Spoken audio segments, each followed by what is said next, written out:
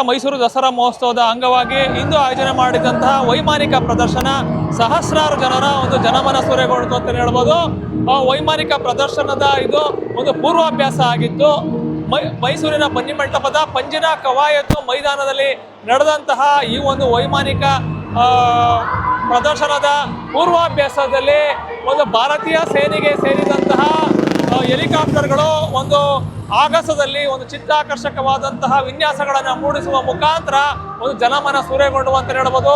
ಸುಮಾರು 5 ಹೆಲಿಕಾಪ್ಟರ್ಗಳು ಒಂದು ಮೈದಾನದ ಒಂದು ಮೇಲ್ಭಾಗದಲ್ಲಿಯೇ ಒಂದು ಆ ಪ್ರದರ್ಶನ ನೀಡಿದ ಒಂದು ಹಿನ್ನೆಲೆಯಲ್ಲಿ ಮೈಸೂರಿನ ವಿವಿಧೆಡೆಗಳಿಂದ ಆಗಮಿಸಿದ್ದಂತಹ ಸಹಸ್ರಾರು ಮಂದಿ ಒಂದು ಪ್ರೇಕ್ಷಕರು ಮತ್ತೆ ಪ್ರವಾಸಿಗರು ಕೂಡ ಈ ಒಂದು ವೈಮಾನಿಕ ಪ್ರದರ್ಶನದ ಒಂದು ಪೂರ್ವಾಭ್ಯಾಸವನ್ನ ಕಣ್ತುಂಬಿಕೊಂಡು ಸಂತಸ ಪಟ್ಟರು ಅಂತ ಹೇಳ್ಬೋದು.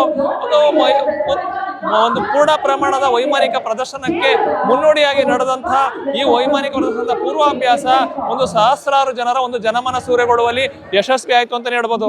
ಕ್ಯಾಮ್ರಾ ಪರ್ಸನ್ ಅರ್ಜುನ್ ಜೊತೆ ರಂಗಸ್ವಾಮಿ, ಪ್ರತಿನಿಧಿ ನ್ಯೂಸ್, ಮೈಸೂರು.